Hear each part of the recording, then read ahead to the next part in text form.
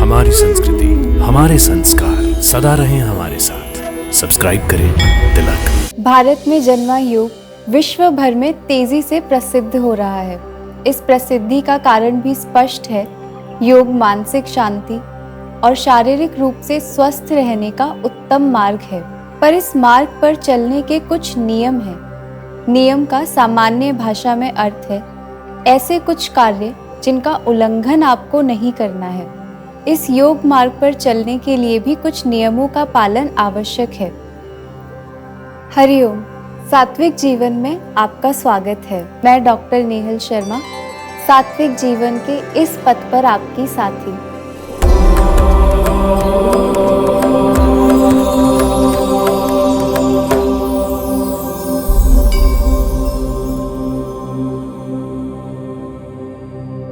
अष्टांग योग में यम के पश्चात और आसन अभ्यास के पूर्व का चरण है नियम।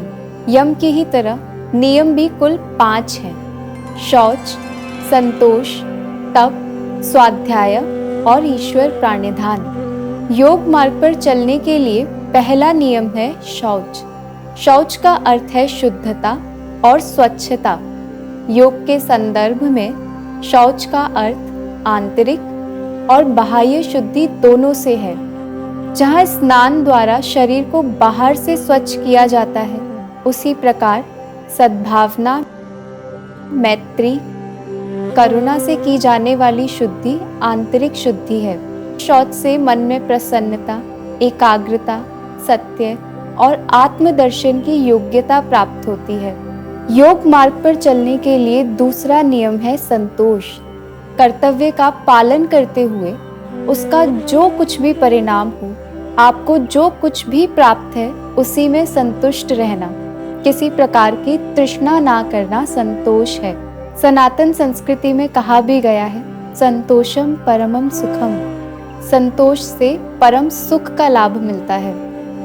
तीसरा नियम है तप। अपनी परिस्थिति और योग्यता के अनुसार स्वधर्म का पालन करना और उसके पालन में जो शारीरिक या मानसिक अधिक से अधिक कष्ट प्राप्त हो उसे सहन करना तप है।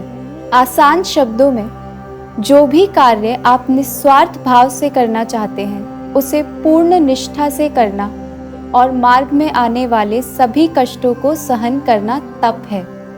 अष्टांग योग साधना का चौथा नियम है स्वाध्याय, जिनसे अपने कर्तव्य और अकर्तव्य का बोध हो सके उस प्रकार के शास्त्रों का अध्ययन और महापुरुषों के वचनों और विचारों का अनुपालन स्वाध्याय है।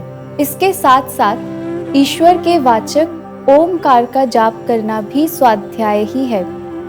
जप के भी 3 तरीके हैं। ये हैं उपांशु, वाचिक और मानस।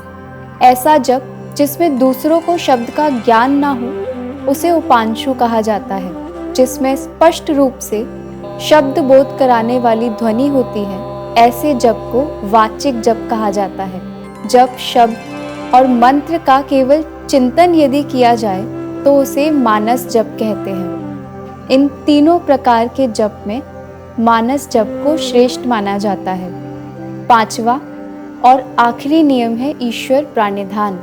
कर्म फल की इच्छा का परित्याग कर समस्त कर्मों को परम गुरु ईश्वर को समर्पित करना ईश्वर प्राणिधान है।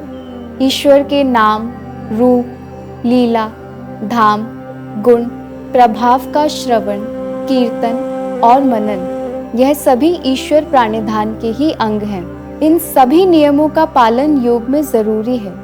योग के ये नियम सामान्य जीवन में भी हमें दुखों से बचाते हैं और सात्विक गुणों को उच्चतम अवस्था तक लेकर जाते हैं। इसलिए योग अभ्यासी और सात्विक मनुष्यों को यम और नियम का पालन करने का निरंतर अभ्यास करते रहना चाहिए। आत्मा और परमात्मा के मिलन की इस सात्विक जीवन यात्रा में हमारे साथ बने रहिए। दिव्य शक्ति की कृपा हम सब पर बनी रहे। हरिओम तत्सत।